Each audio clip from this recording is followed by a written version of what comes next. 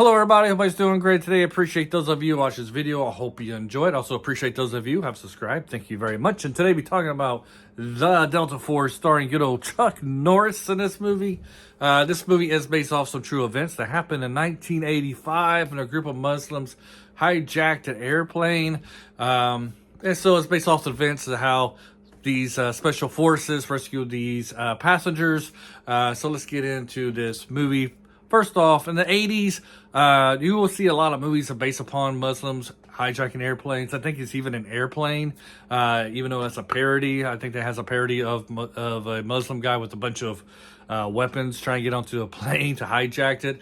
Was this something that happened a lot in the 80s, late 70s, 80s? So it's something common that you will see in a lot of Hollywood movies and hear about here and there once you're watching these classic movies, I guess you could say now. And the geopolitics in this movie are the same ones you're gonna hear today. This group of men, these Muslims who are hijacking this airliner. They're there because of American imperialism and Jewish Zionist. They even say that's what they say in the movie. That's why they're hijacking it, and they're wanting to create a new world order, basically. So they're trying to get these hijackers and probably get some money out of it. So it's up to Chuck Norris and his crew of men to rescue these passengers. And that's one thing I did like about this movie. You know, in the 80s specifically, you always had like a one-man wrecking machine like Rambo or Schwarzenegger in the movie Commando. And then you got Chuck Norris in those mission action movies. Always like one guy fighting an army of men to do his mission. One thing I did like about this is that even though Chuck Norris is like the star of the movie, he's within a group of men and they're all working together to rescue these passengers. Something I really liked because it's more believable. This movie is kind of believable. I mean, sure, like every movie, there's some stuff out there that's like, couldn't really happen, out there in fantasy land. But for the most part, this is pretty realistic movie. I do like realism in my adventure movies, even though it is an adventure. I like to kind of keep it tight as possible. In this movie, I feel like does do a pretty good job doing that. You get to know the villains in this movie, their motivations, like I already mentioned, and then just how they treat the passengers, their hostages. If there's somebody who's ever been in a situation, this might not be the movie for you. It's pretty traumatic, especially the first part of this movie when everybody's on the airplane. You get them beating up a passenger who's a Navy SEAL guy based off a real life guy who actually died the way that it's kind of like in this movie. Then it has a commentary about Jewish people. In this one, you have a guy who was a survivor from the Holocaust, and now he's on his airliner with a group of Muslims who hate the Jews, and he wants to kill them all. And, they round up all the Jews in his airline there to, treat them a little differently. So you got that commentary too about Jewish hate and it's in this movie. But overall, you got some pretty good action scenes in this movie. It is 2 hours long.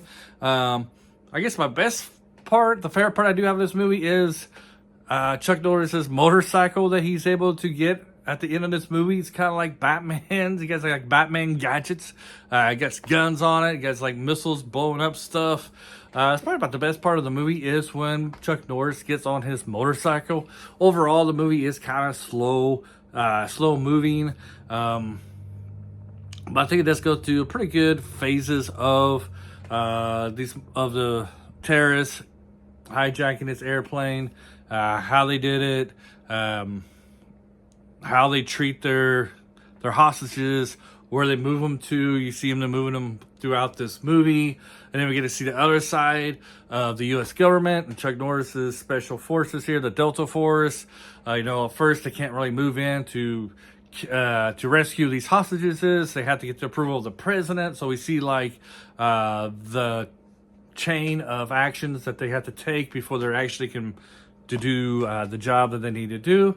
So overall, I would give this, not highly recommend, but I would recommend this one. It is slow. It does feel like 2 hours. It does feel like a 2 hour movie. But overall, you're really rooting for them to get these passengers back.